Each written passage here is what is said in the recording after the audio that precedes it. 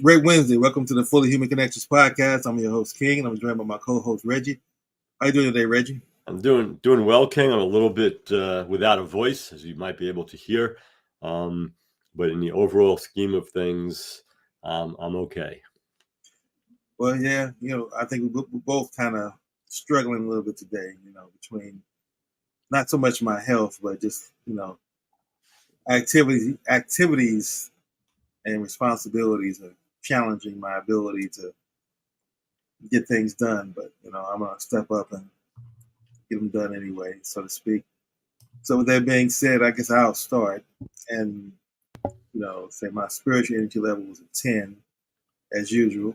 And I say as usual because, again, you tell people it's not so much about what's happening in my life or circumstances and things that can impact that. It's just my mental willingness to commit to being a 10.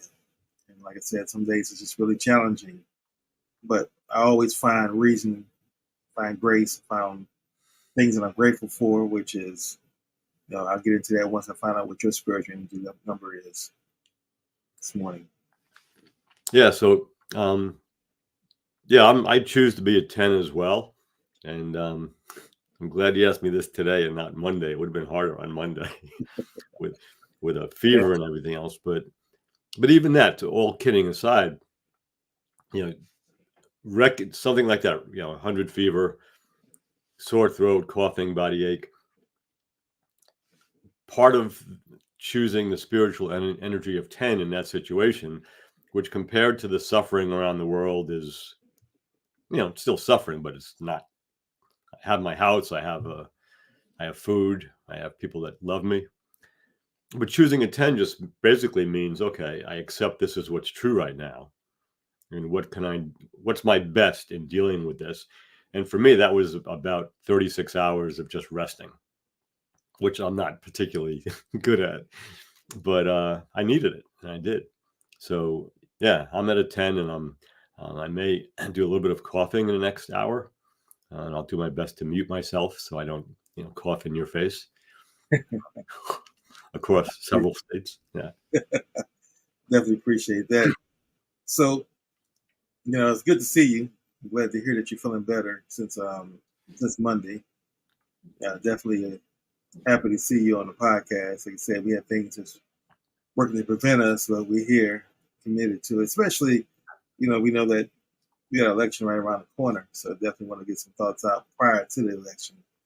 I think we probably have one more Tuesday. No, we have one more Wednesday. No, we don't. Do we? No, in fact, next week will be the day after Election Day, which, based on the statistics and the probabilities, it will be being contested no matter what happens. Absolutely. So it's not that we're not going to know for sure anything on Wednesday, even though we might have some really solid evidence. But we know that if Kamala Harris wins, even in a landslide, the Republican Party will challenge it and make up lies and try to stop the election and say it was rigged again. And that's just the nature of the Republican Party. And I hate saying that because for most of my adult life, I agreed with one party or the other, even though I'm an independent voter. I'm unaffiliated. But beginning in the 80s, but definitely since 2016, the Republican Party has become kind of, I don't want to put an adjective to it, but they're not well. They don't accept election results. They lie. They accuse people of cheating when there's no evidence of it. So it's kind of a sick, an unhealthy iteration of a political party, and we'll get into a little bit more of that in when we get going here. But yeah, next Wednesday will probably be a messy day, politically and in the media, and that's saying a lot considering that most days politically and in the media are messy in this country nowadays. Right. Well, so we still on for our 24-hour election day show. We're gonna just broadcast 24 hours while we're waiting for results. Oh yeah, and I'm gonna do it from my bedroom. I'll have both beer, Mucinex, Metamucil, and my night goggles so I can, I'll be ready to go. Yeah. You know, I'm glad you said that. You know, we're just kidding about that, folks. But it's an excellent segue into what we're grateful for. Like I said, prior to the show, and even during the show, we talked about this morning some of the challenges we've had with, with our health, mom's health, other responsibilities. They could have derailed or prevented us from doing the show because we missed the last 2 weeks, but we were committed to doing the show prior to the election. And so that gets into my gratitude. I'm grateful for the ability to be able to have a sound mind, first of all, to make that choice, then have the health to be around as far as my life, the ability to see, hear, walk, talk, stand, breathe, as well as have a mother who's alive. She's transitioning to different health issues, and that provides us challenges. But I'm grateful because through all that, she still has sound mind, still got a lot of love from family and help from family. So grateful for that. Grateful for the opportunity to be on the show with you today. Again, pursue my purpose in life. And again, thankful for the challenges in my life. Because I say this, and I want to take this time right now to point this out. I've said it to other people that say, "You crazy for saying it." Should I want these challenges in your life, as I call them? They might call them problems. And the reason I say I'm thankful because I listen to other people and I see that they have much worse, challenges in their lives. So I'm grateful that I don't have those. Mother could have dementia. I could have been hurt more in my accident. Could be a lot of other things that could make this opportunity to be a 10 and be grateful and be present today much more challenging. So things I'm dealing with, they're tolerable, they're overcomable. I don't know if I just made the word up there. I can overcome those. And so that's what I'm grateful for this morning. Just grateful for grace, just grateful to be here, and grateful to be connected with you this morning as well. Yeah, beautiful. Yeah, so I'm grateful for, even though I sound like a frog, or as I said earlier, a cross between an early Christopherson and in James Earl Jones in his prime. I should be so lucky to sound like either one of them. But even when I was, I had this infection, whatever it was, I had the ability just to get into bed and rest. I wasn't worried about losing a day's pay. I mean, I didn't make any money, but I could do that. My bills are paid. There was food in the refrigerator, and all things being equal, it was just an inconvenience for me. A lot of folks get sick, even something as simple as a cold or the flu or something, and it really impacts them financially. So I feel not that I'm rolling in money, but I just set up in a way that I can lose a few days of work and be okay. So I'm grateful for that. I'm grateful for good friends. I'm grateful for the ability to meet with you weekly, which we've been doing for 2.5 years now, despite the last 2 weeks when we had to miss for various reasons. And generally, as you said, I mean, I have a relatively healthy body, and as far as I can tell, a sound mind, and food in my refrigerator, heat as it gets colder, air conditioning, which I rarely use, but windows that open when it gets warmer. And right now, up in Connecticut, and we going back and forth day to day, we need both. I don't know what season it is. It's almost November, and it's warm, it's cold. We need rain, that's for sure. But my basic needs are taken care of, and that's no small thing to say on this planet in 2024. Absolutely. Well, that being said, we're both grateful, both 10, so we're gonna make sure we have a great show. So with that being said, we what's our topic for today? Yeah, I figured we'd talk about the World Series. No, just kidding. Well, just to backtrack, just 2.5 years ago, give or take, a few weeks or a month, that we began having these conversations based on the book Healing America's Narratives, subtitled "The Feminine, the Masculine, Our Collective National Shadow." And that book emerged as the prospect for Donald Trump becoming president of the United States in 2016 emerged, because I've known who he is and pretty much what he is since the late 70s or early 80s. I grew up in Yonkers. I went to my undergraduate work at St. John's in Jamaica, New York, Queens, New York. So he was on the news and all that stuff. So he was, a young, brash heir to his father's millions. And he was in the news a lot, and he was somewhat buffoonish back then. And he didn't have the respect of other successful, wealthy people, because he really wasn't a successful person yet. He had just inherited money. So I never had any respect for him, but I wasn't concerned with him either, because he had no impact on my life. That he became it's not funny, I laugh when I say this, but that he became the Republican candidate for the presidency in 2016 was, for me and a lot of other people who have tracked him well before Celebrity Apprentice, it was both, we were incredulous and somewhat scared, because he's never done anything in public service. He's only served himself. He's a bully, and he spends millions of dollars before ever being president litigating. His life revolves around litigation. 3,500 lawsuits plus before he became president. And I'm not making these up. Anybody can look this stuff up.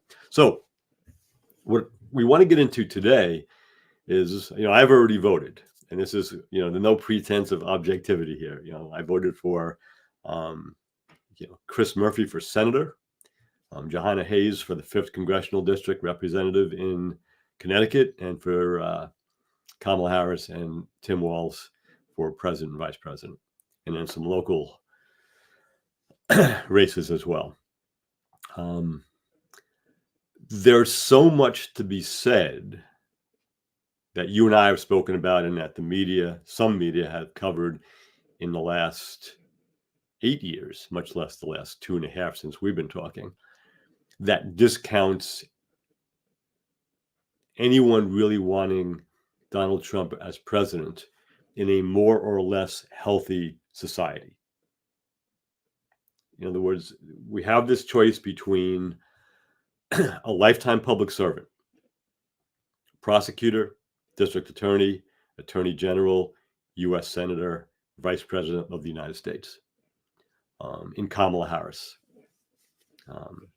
She happens to be obviously a woman, and she happens to be a woman of color, of 2 different ethnicities, Indian and Jamaican,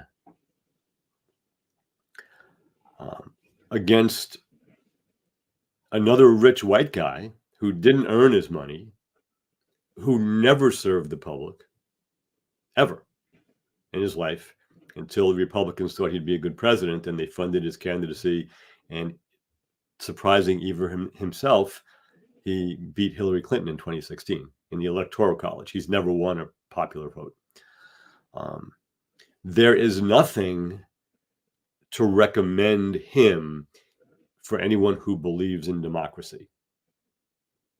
Now, there are lots of articulate people who have Ivy League degrees who have reasons to want him to be president again. But there are 330 million Americans plus, and the vast majority of them are not billionaires or millionaires or Ivy League graduates or other elite school graduates. And we have evidence already that just being an elite school graduate doesn't qualify you ethically or morally to do anything, because there's lots of really bright people with really good degrees who do horrible things. Right. So what I'd like to do today is I have a bunch, several windows open here of my own writing and of recent news articles. I could go through a litany of reasons that Donald Trump is not qualified as a human being to be the most powerful political figure on the planet, which in most cases, the president of the United States can claim that mantle. But I'm wondering if you wanted to just throw a few things out there And I'm pretty sure I could dig up the evidence to point more specifically as to what disqualifies him. And if not, I can just start by pointing to some things. Either way is fine with me. Well, I'll kind of share with you, what some of my initial thoughts are with regards to his qualifications to be president. And also, I just want to throw some comments about why people feel the need to vote for him. I was watching on YouTube, Piers Morgan, has a podcast, or he puts his show on YouTube, and he has an interesting question. He had several different people who are, two people I actually, I would say, listen to and respect their opinions on political things, because they do their research with the space they operate in, and they have the same perspective. And that's Mehdi Hassan and a gentleman by the name of Destiny. I can't remember his last name, but they're very knowledgeable. They bring the facts to back up their arguments. And he asked him a very poignant question, which I thought was a great question. He said, because they laid out all the facts about Trump, his convictions, 38 convictions, or they talked about, all the things he said that are racist, Haitians eating dogs. Now, the comedian at the show saying that Puerto Rico's a trash island, all the things, Project 2025. And he said, my question to you is this: with all that being said about Trump, because Piers Morgan is definitely conservative, so he's rooting for Trump. He said, why do you think that over half the population, Trump may be positioned to win, the polls are having Trump winning? And, and Mehdi, didn't know.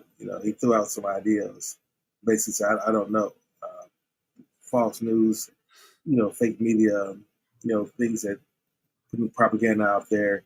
Then he also said, what's surprising, despite all the racist things he's saying, is support among Black men and even Latinos now is growing, and even women.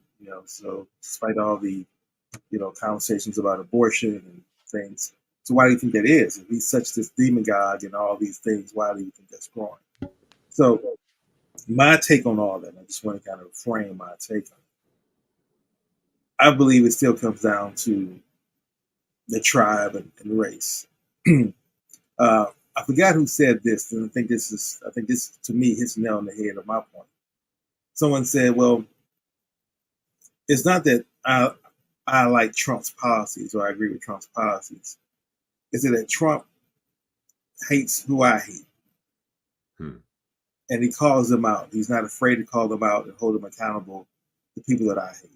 So as long as he's willing to do that, they're willing to look past everything else that's been said about Trump. And he's created such a bubble in the context that says that they're going to say these things about me because they hate me and they want to destroy me. So when people hear these things, they don't believe them. They tend to say, oh, that's just, again, they're coming at him. Of course, they're going to say those things. I mean, because you can get people, some of his mega supporters, to believe that the Democrats control the weather. They have any influence on the weather at all. That Kamala is a communist and that she's going to come in and, get rid of the guns and all the things that he throws out fear-wise. See, I believe most people want to believe that anyway. He just gives them that food that feeds their racism, to be honest. And I've said this before, and we've talked about it, and that when it comes down to it, I really don't. Everyone is really in their own tribe. I mean, you listen to folks who debate each other with Democrats or Republicans. Excuse me. It's like literally listening to two football fans talk about their team and they're debating. Well, the Washington, Commanders are this, and the Dallas Cowboys. I mentioned those two teams specifically because, of course, I live in the Washington, D.C. metropolitan area. And so I know the rivalry is historic between them and Dallas. But it's like putting those two fans together and expecting one of them to try to lay out a logical argument or why the other person should support or switch their particular position. And my only point, and I'll sum up by saying, politics has never gotten to that, and that's what it has. It's like folks don't get into conversations now to learn or possibly be open to learn anything new or even advance or grow. They get into conversations to state their opinion and get you to change. And that's it. And that's where we are right now in this country. So once you've chosen your tribe and your team and you're saying, this is where here's why I believe this, because we can always point to reasons why. Like I said, Kamala and obviously the Democrats are not perfect for either of us, or we would be Democrats. We're both independents, but we're voting because we obviously see that the alternative is far worse. And I close by just saying that the country is at a very, I would say, pinnacle time.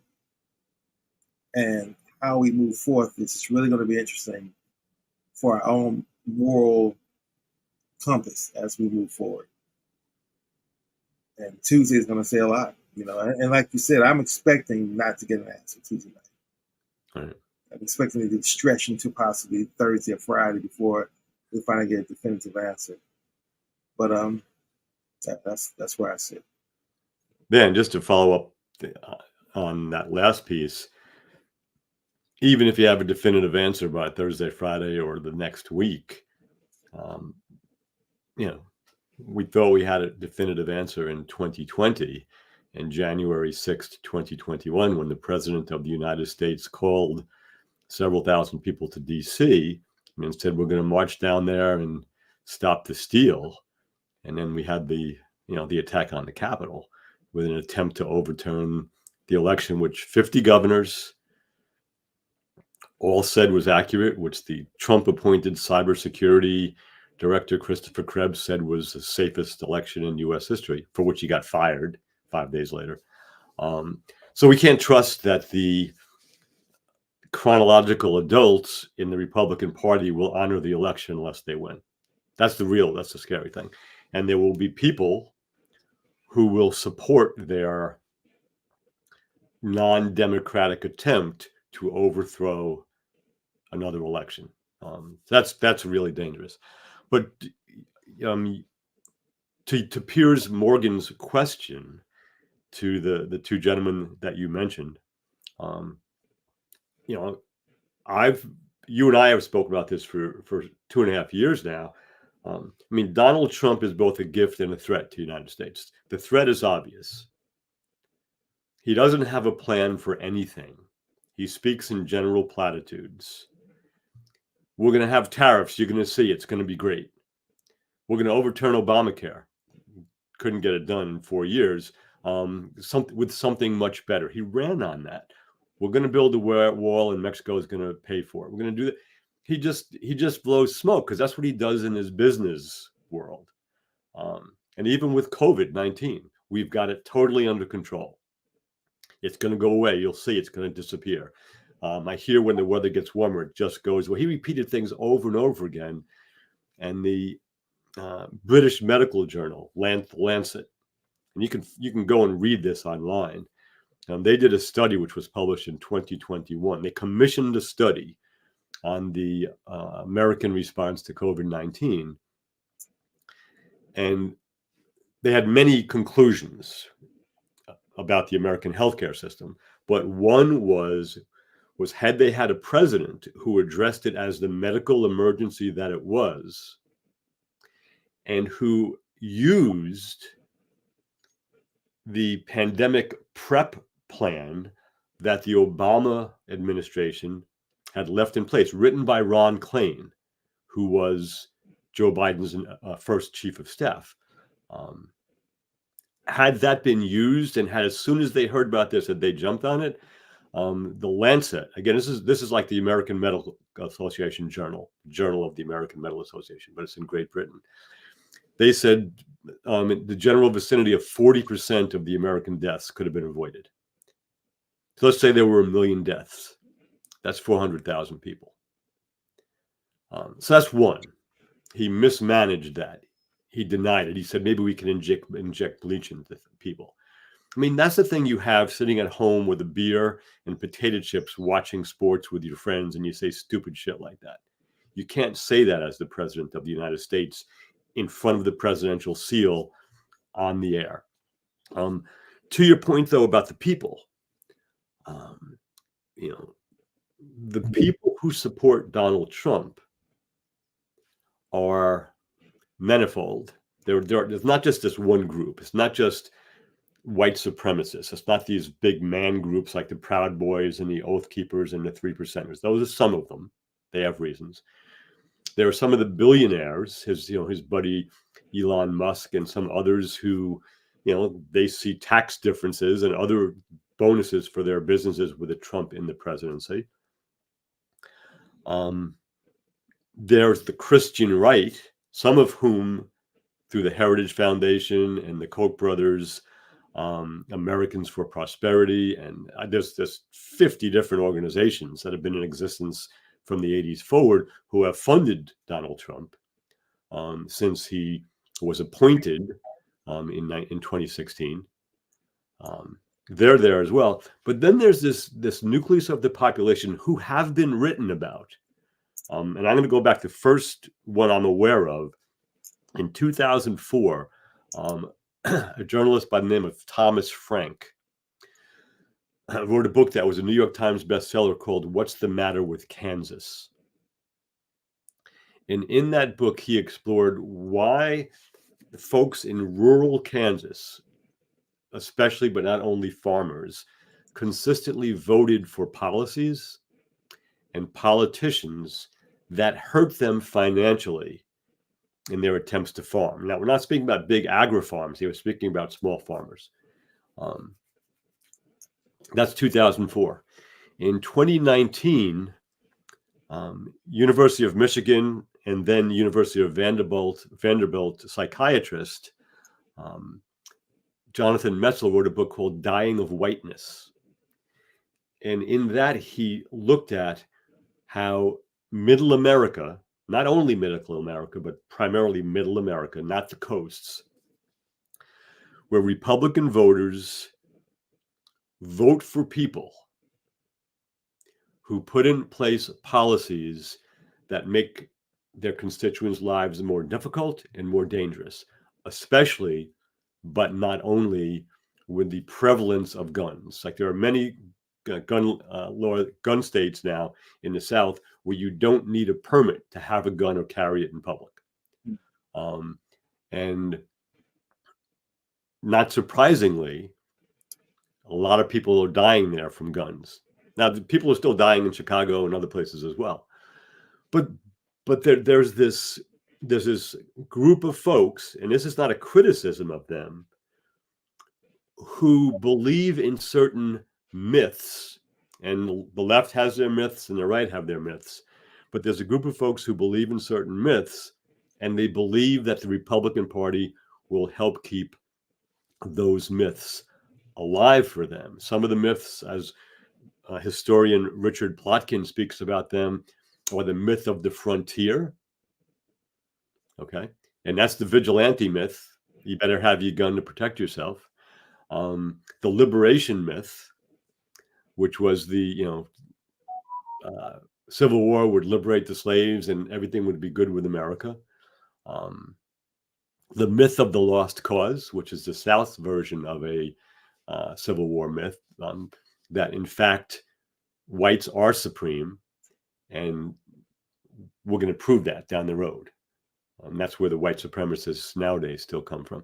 So there's this real mix of folks who would prefer to see Trump in office. Some for their own greed, a very me-centric, I can save money, I can make more money. Excuse me. Some because he's agreed to put forth the white Christian policies of anti-gay, anti-same-sex marriage, anti-abortion,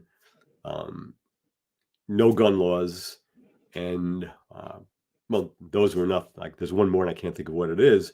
And then there's the folks who are just I would describe as stuck in these myths, and they don't see how their voting really hurts them. So it's a real complex mix of people. It's not this one group doing all the damage.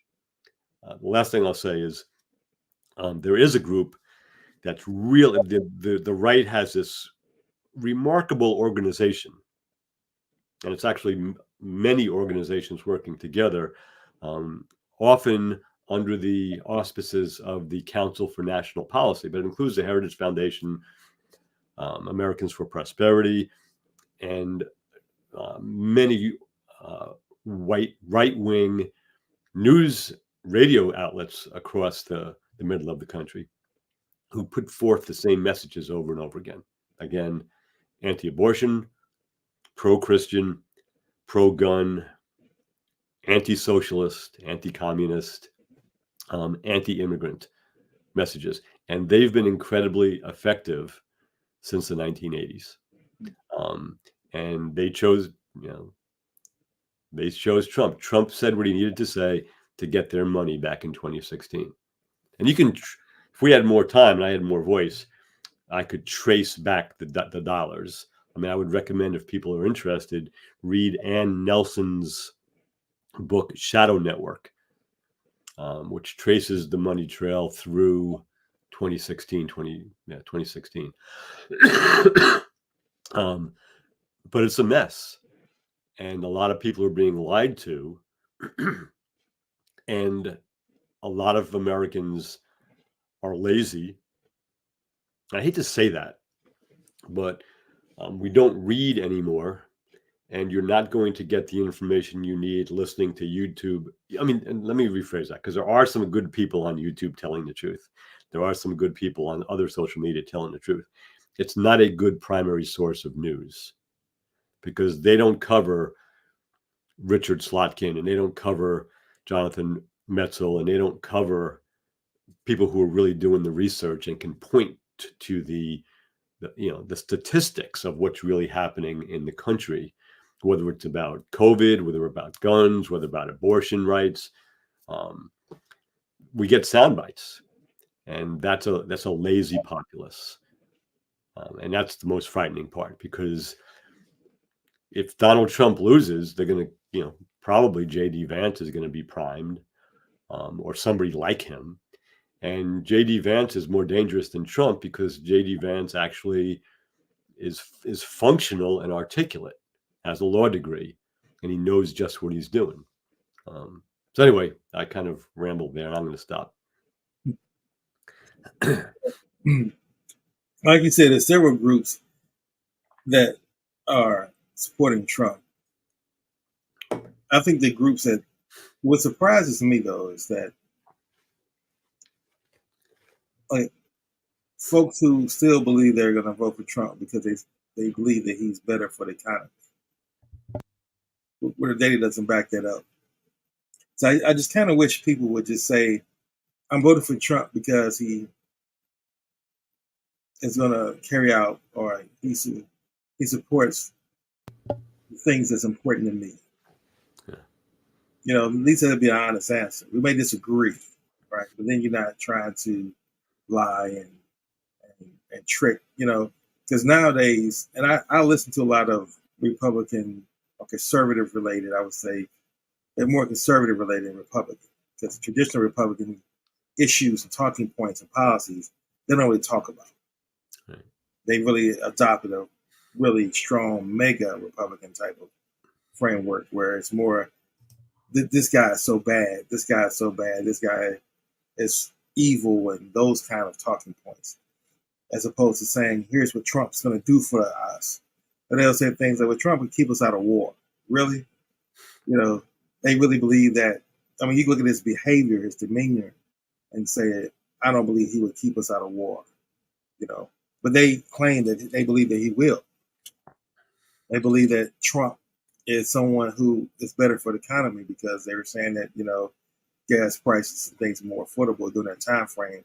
As though Biden came in office and said, okay, we're going to make sure we just raise inflation up because we're Democrats and that's what we do.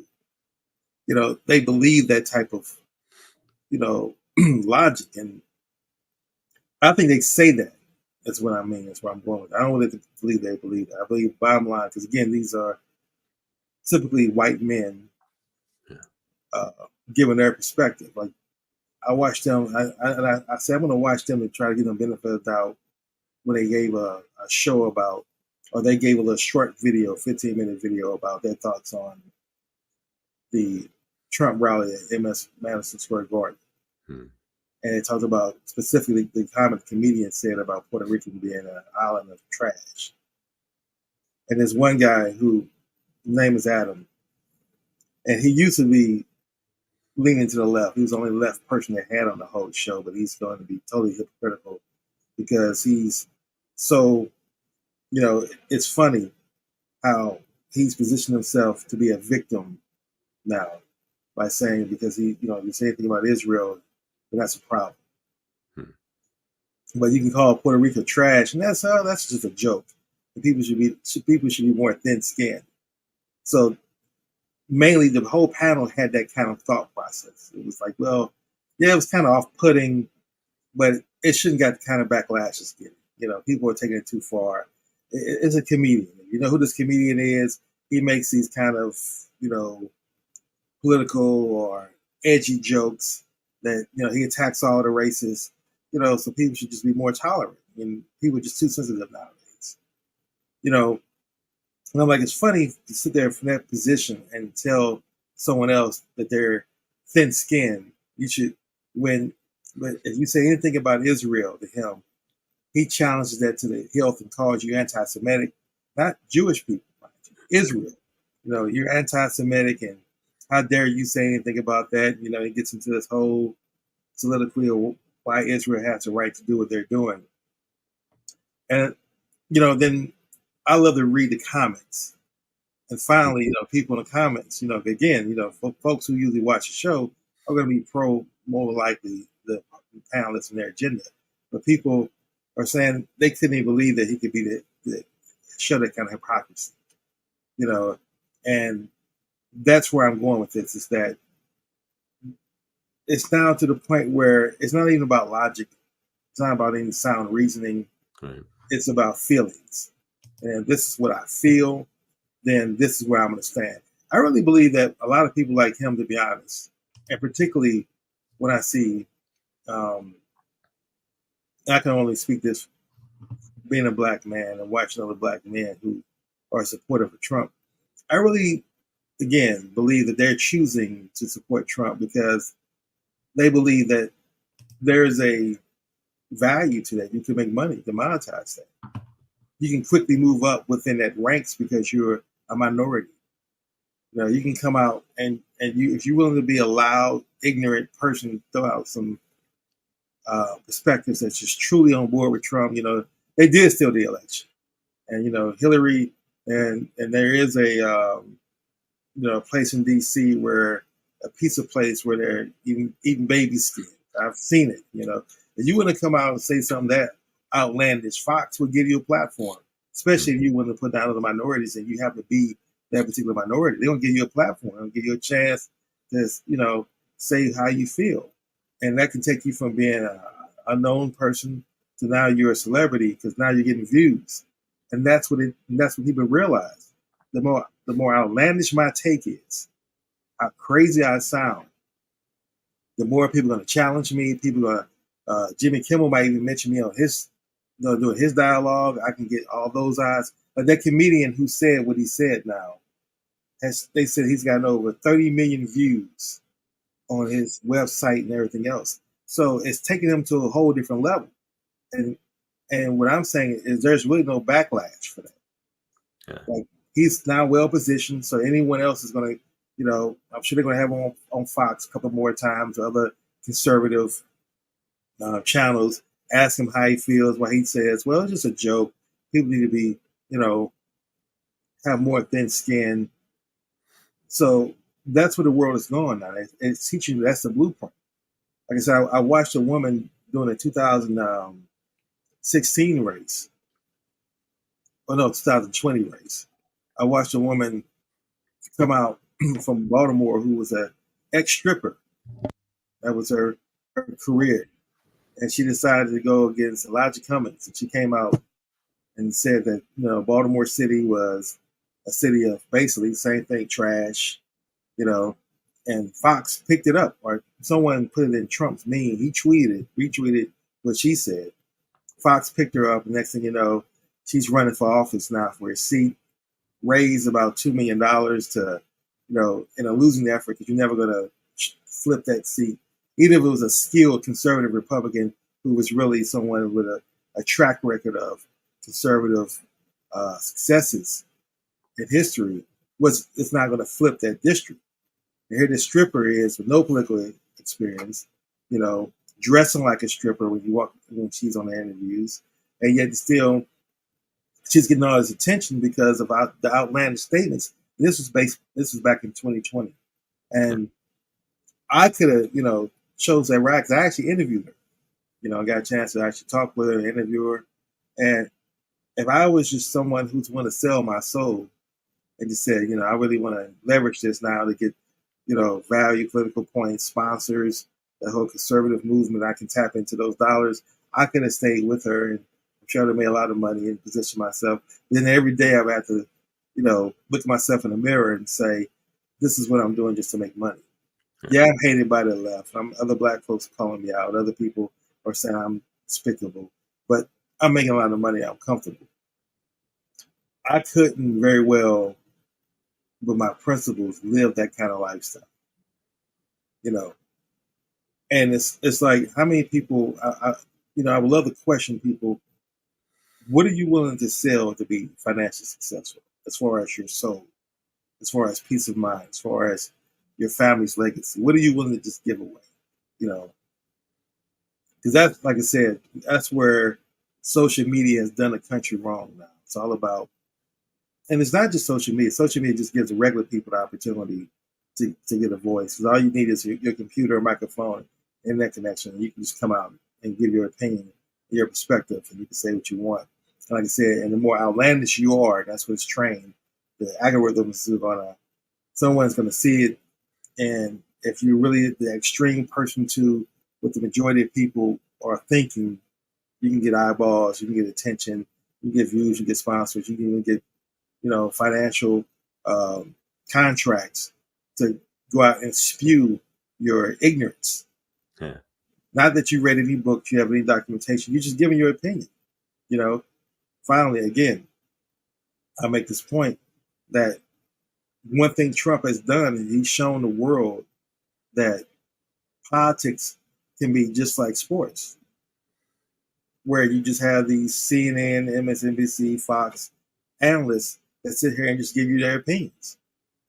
And they put these folks on TV and they just lay out their perspectives and their opinions. And even the Democrats, they're heavily one-sided. Like, why would Hillary call the the last rally at MSG, the next thing since, the Hitler rally? It really wasn't that bad. It's not to that extreme that you got to call it a Hitler rally. But what you're doing is you're feeding that base because now they already don't like you.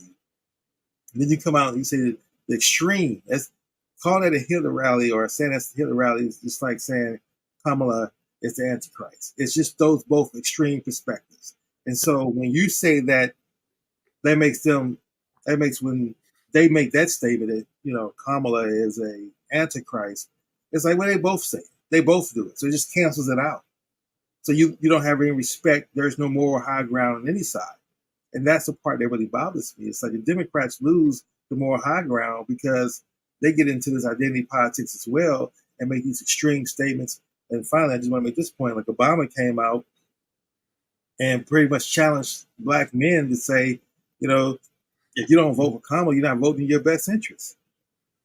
And I know he said out of emotion, and what he was really saying is more likely someone who's black is going to be more in line with your values and what's important to you than this white bigot over here.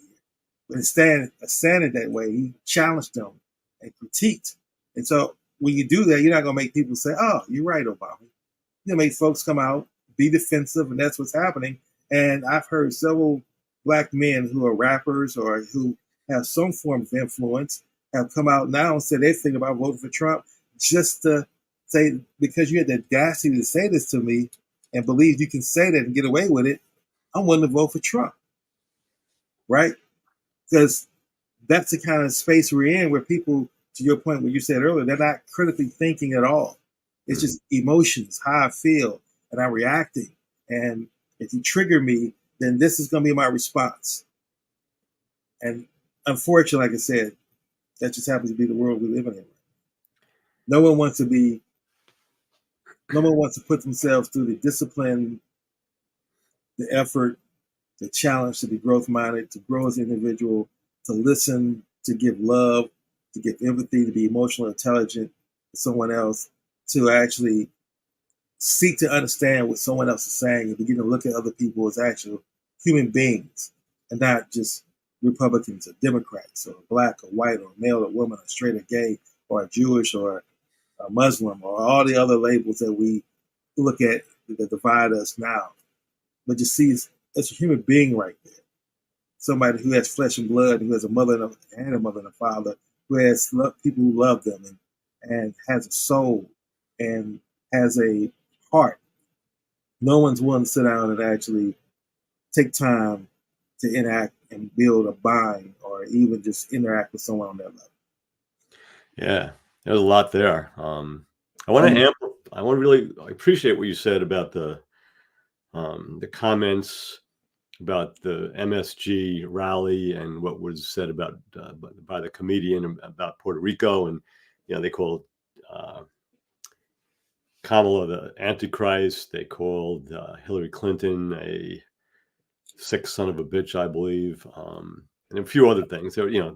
So what's interesting about the comedian's insult to the people of Puerto Rico, for me, and I would be interested in knowing what the host of this show that you talk about would say about this, is that there's a difference, and this is a kind of a meta view. It's a view of the view that they're taking. There's a significant difference between a 19 to 20,000 person, if the garden was filled, rally for a presidential candidate and a comedy showcase in a club, or even a comedy showcase on Netflix, wherever it is. Because if you choose to go to a comedy showcase where there's various comics going to come and do their stuff, or if you just go see one person, whether it's a well-known person, David Chappelle or Jon Stewart or Bill Burr, or, pick one of many, Chris Rock.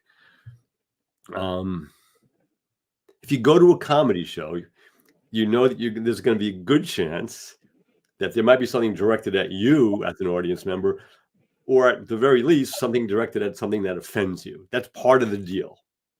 People, some people just won't go to a comedy show because of that. And that's fine. You know what it is and you go. But a political rally for the presidency of the United States isn't a comedy show, especially when there's still people in Western North Carolina and in Florida and parts of Georgia who are still recovering. They lost their homes in a hurricane.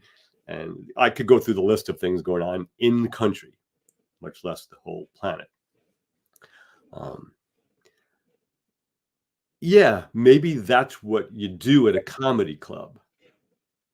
But if that's the underlying premise, to insult large groups of people, anyone who is a Puerto Rican who lives in Puerto Rico, did he not think that would offend Puerto Rican Americans? Because Puerto Ricans can't vote. Puerto Rican Americans can vote. So there's a difference between what you say at a comedy show and what you say in a campaign. You can be as direct with policy as you want. You can criticize the other person's policy if you want. You should make the best arguments. But what the Trump organization has done, and this is going back to, you're referencing Hillary Clinton making the Nazi reference, the Hitler reference, and she should know better because she failed miserably with the deplorable reference back in 2016. I mean, somebody needs to, and I generally respect for her service when she was Secretary of the State and a senator, and even as First Lady, she suffered through a lot of shit because of her husband. But come on, you're smart. You have to know better than that. But for her to say that one thing She can't win that because that kind of insult and language is normalized by the entire Trump organization. It's been normalized since 2016. That's what he does. That's what they do. They insult, they call names, and they call it a joke. But they did, Mexicans are this, Chinese are this, shithole countries are that. Why not from the good countries like Sweden? I mean, it's an onslaught. It's like, you get overwhelmed by it. And they did exactly what Steve Bannon said they needed to do. Exactly.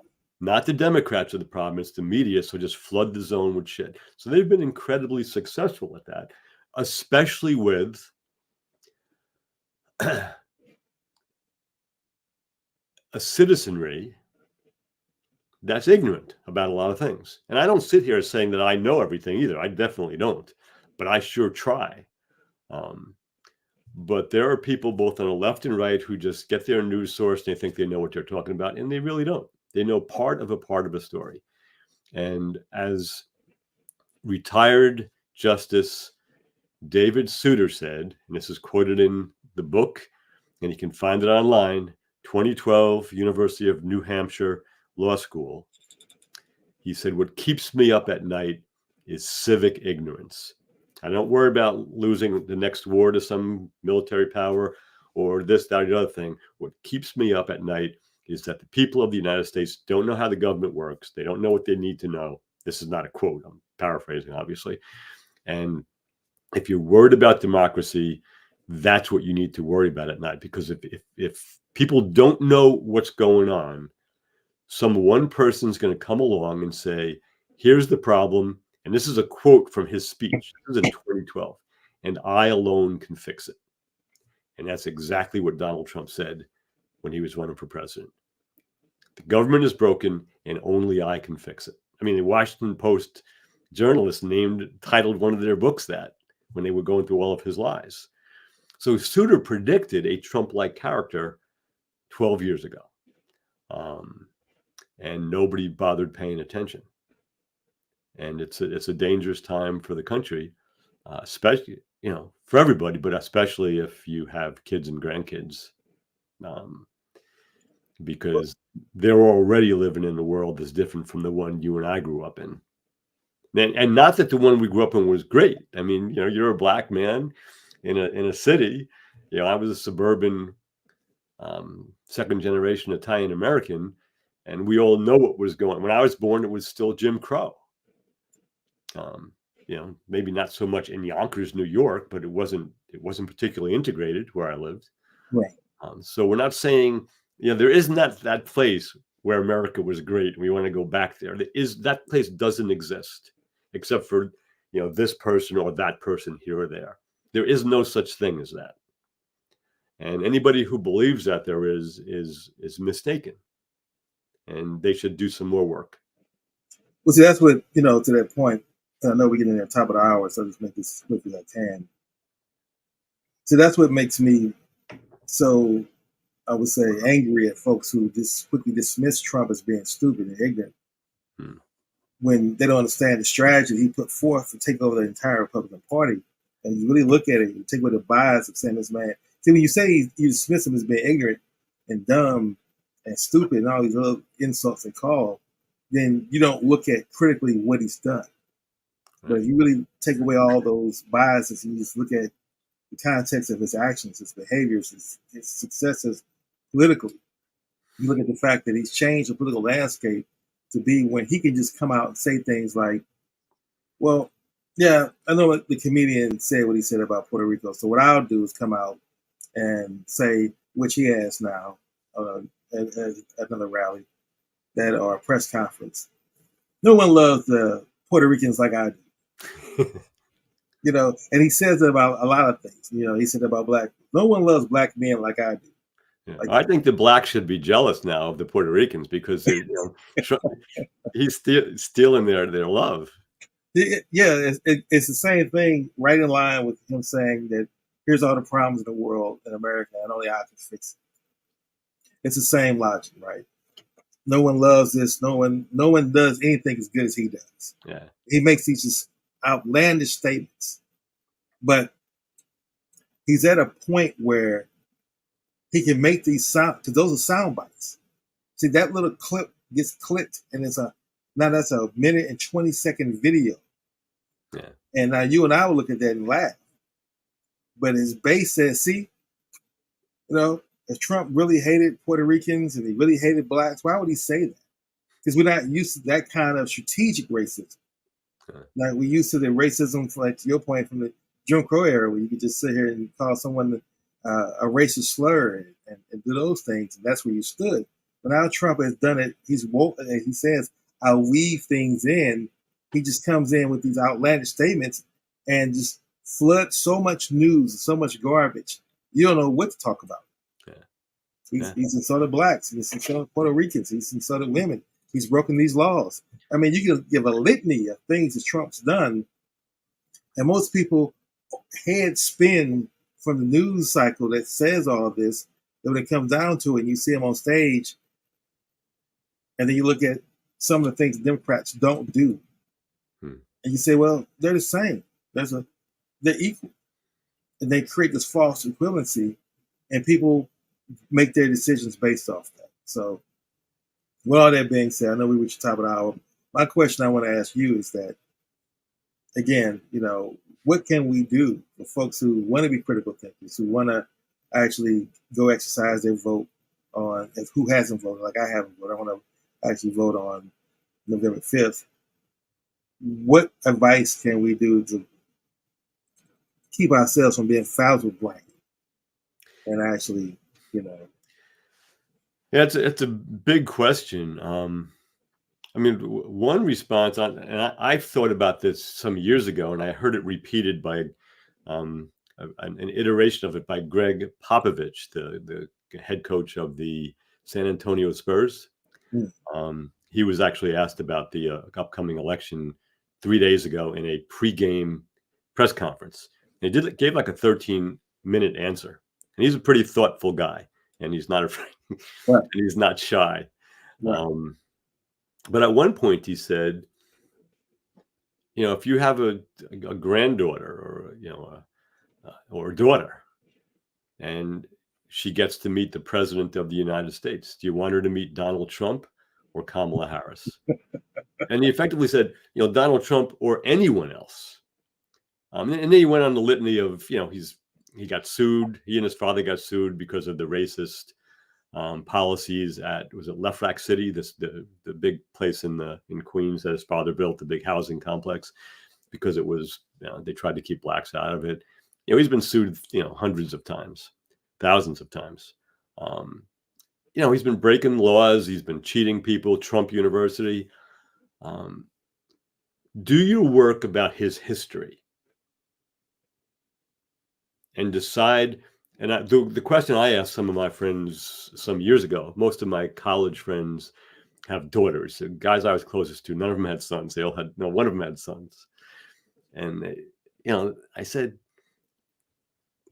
if your daughter was a freshman in college and she won like this national award, which gave her the opportunity to spend a long weekend at the White House from Friday to Monday, which would include, I don't know, 6 hours alone with the president, just her and the president. All right, pick one: Donald Trump, Joe Biden, Barack Obama, Kamala Harris. Who do you want your daughter to spend time with alone? All right. I mean, just that is enough of a qualifier, because he can't be trusted. He's already said he can grab women by their genitals because he's a celebrity. I mean, there's so many things to recommend against him that, you and I were scrambling around today trying to touch on some of the bigger ones, and we didn't, we hit 3% maybe. So I would say do your homework. If you really, really want to do what's best for young people in this country and for the country itself, you need to read. You need to you need to vet stories. You need to find out if they're really true. And if you don't do that, you may get the country that you deserve. And that might be a guy who is in no way qualified to be in the Oval Office. Again, that's my personal opinion. but I can back it up with a lot of truth. So do your homework. Don't just do what you're told. Self-author your life. Write your own story, right? Because otherwise somebody will write it for you. Absolutely. Well, wise words there. Self-author your life is definitely what I'm going to use when I take away.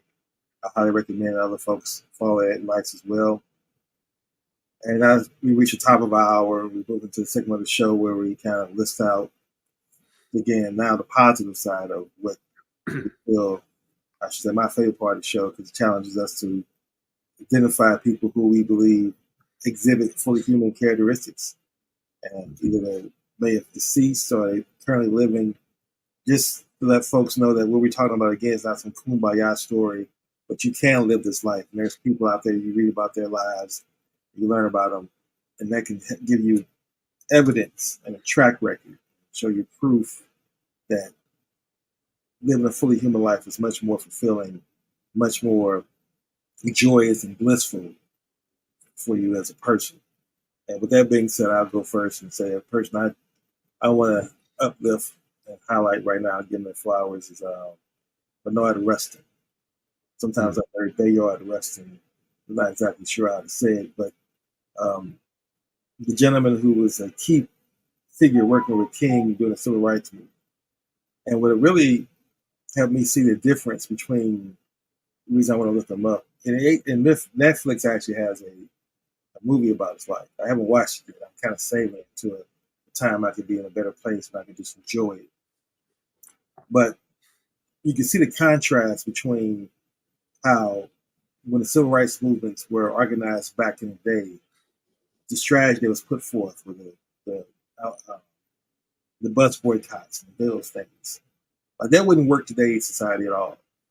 But they actually rehearsed. People didn't realize they rehearsed their rallies. I mean, their protests. They made sure that this is what you wore, this is what you do, this is what you say. And they made it clear because, again, they knew that visualizations and images was important.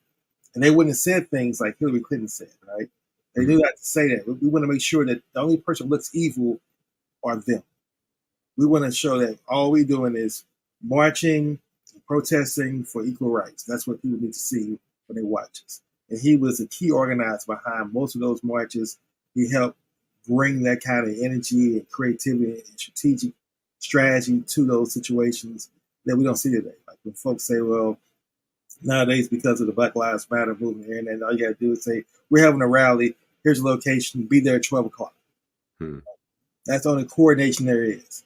And then anyone can come, and then that's what we see. And then the right was able to use that to say, and destroy most of the work that BLM has done from that context, at least the movement, not the organization. I want to make sure there's a distinction between them. But I want to uplift Bernard Rustin for that reason, because he was a strategist, a brilliant thinker. He was someone who walked the walk, lived it, and was willing to put his life on the line. See, back then, you also put your life on the line. Now you don't put your life on the line. You just maybe put your career on the line. You put your life on the line going into those southern cities and marching and protesting. And then, of course, he was gay as well. So that's something else he had to sit here and take the risk of being ostracized. So for me, that courage, that's a human being. He saw human suffering, and he put forth that effort to do that. So I want to lift him. Yeah, I only became aware of him when I read John Lewis's memoir. I think it's "Walk with the Wind" or something, some years ago.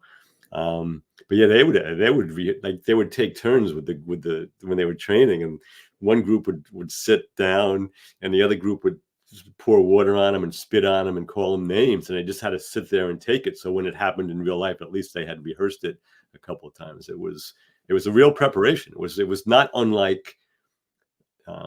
What and this is good. I don't mean this is kind of minimization of it, but like what a good sports team does, or even the military. You just don't go into a game. You just don't go into a battle without deciding, knowing in advance what you're going to do. But the big difference was it was nonviolent. You have to just sit there and take it, and get hit and spat on and have horrible things said at you, and the men had ties on, the women had dresses on, and that's how they did it. So I love that example. And I'm trying to think. There was a Reverend James who was the nonviolent teacher. He was I can't think of his last name right now. Farmer? What? Was it Farmer? No, it wasn't. I know who that is, but that was. But anyways, I don't want to do a half-assed honoring of somebody. I can't remember his name. Maybe I'll do that next week. But he just died within the last decade too.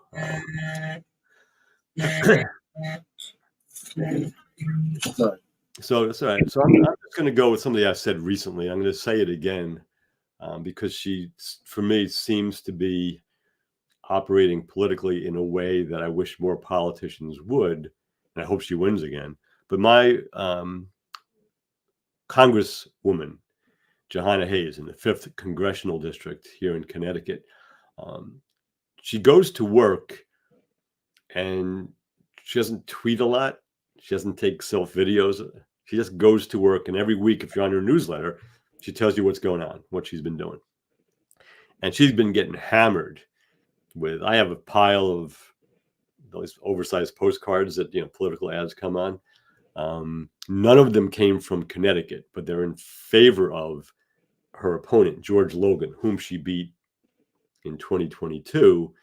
And they come from the Americans for Prosperity, which is the Koch brothers funded national organization, and the New York State Republican Federal Campaign Committee, whatever that is located in Albany.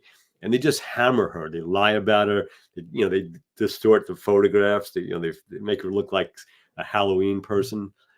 And this guy, George Logan, is, smiling and good looking. And he has a nice looking family and his kids are in college. And I'm sure he might be a nice guy. But he either tolerates or endorses that. And I just want to bow down to Jahana Hayes's kind of steadiness or equanimity in just going to work and doing what we elected her to do. I just hope that enough people in Connecticut in the 5th Congressional District know what she's been doing and don't believe all of the lies that have come out in favor of this guy, George Logan, who was an engineer, and then he's now a corporate guy in one of the large water companies. I think it's a national company, but he either tolerates it or he endorses it, and he's tolerating and endorsing lies. And I'll never vote for somebody like that. So Jahana Hayes. All right. Well, thank you again, Reggie, for mustering yourself up to get on today's podcast, and glad to see you healthy and on the right path. And like I said, America, let's go out and do our best. Tuesday is going to be historic one way or the other, So yeah, what side of history do you want to be on? That's the question I want to ask. So with that being said, until next Wednesday, our post-election results. Don't know what we'll know by next Wednesday at 10 a.m. But until then, you and I are going to do our part to be more fully human, and we encourage our listening audience to do that as well. So thank you all for listening. To next Wednesday at 10 a.m. Eastern Standard Time. Let's all continue to be more fully human and vote. Yeah. Thank you.